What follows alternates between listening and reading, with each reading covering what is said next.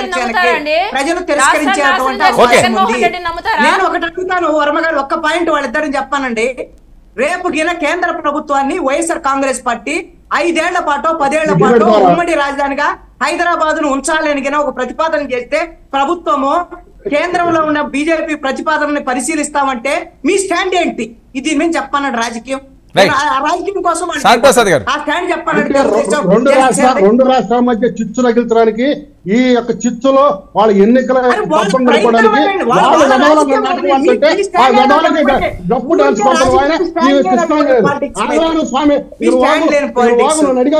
నన్ను అడిగా కదా సమాజం రాగు ఆ వెధవలు డప్పు కొడితే ఆ డప్పు డాన్స్ చేస్తున్నాడు ఈయన. దానికి బే సమాధానం చెప్పాలి.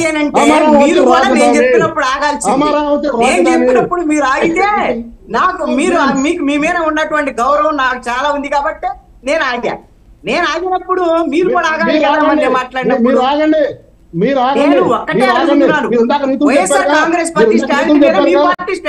నీతులు చెప్పారు కదా, నీతులు చెప్పారు కదా మాకు.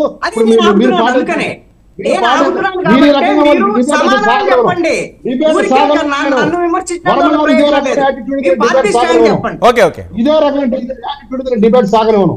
ఓకే ఓకే ప్లీజ్ మాట్లాడండి. అరే మీరు నేను సాగనివ్వనండి. నాకేదో పోయింది వర్మ గారికి బాగా డిబేట్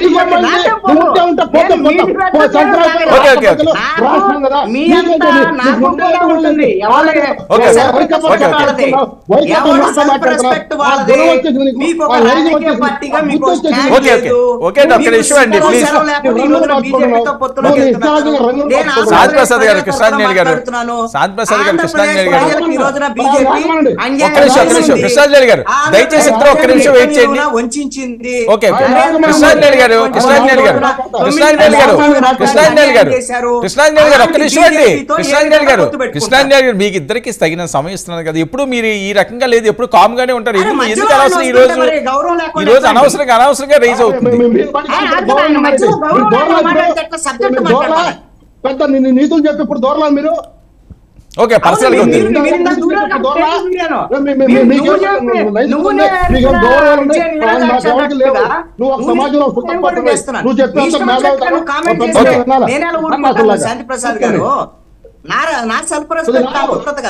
కొద్దిగా స్వామి కొద్దిగా నువ్వు చెప్పిన మాటలు వాచించు.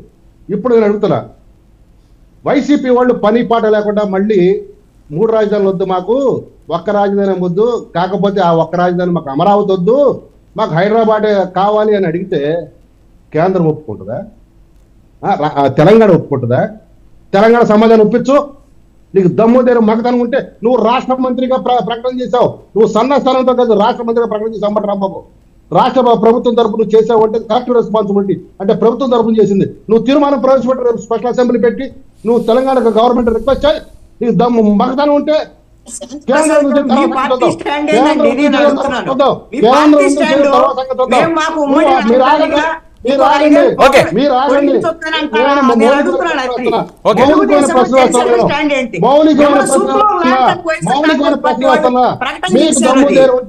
రెడ్డి గవర్నమెంట్ దమ్ము దగ్గర ఉంటే ఈ కృష్ణాంజలి గారు మగతనంగా ఆయన అడగాల తెలుసుకుంటే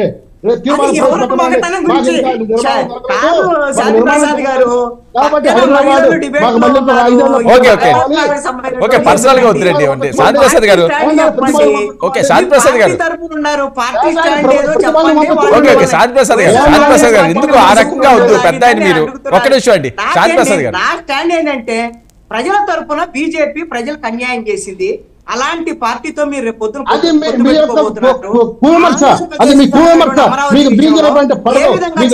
బీజేపీ తరఫున అనేది మీరు చెప్పండి. అదే విధంగా ఉమ్మడి రాజధానికి సంబంధించిన విషయంలో 5 ఏళ్ల పొడిగింపు వస్తే జనసేన దానికి ఒప్పుకుంటుందా వద్దంటదా? తెలుగుదేశం దానికి ఒప్పుకుంటుందా వద్దంటదా? ఎవరు లేనప్పుడు ఈ రకంగా మాట్లాడుతున్నాం, దాన్ని ఏర్లో పంపించడం అది సమంజసం కాదు. ఓకే ఓకే అరే ఎయిర్లో అందరం ఎయిర్లోనే ఉన్నాం, అందరం మాట్లాడుతున్నాం. ఎవరు మాట్లాడిందా?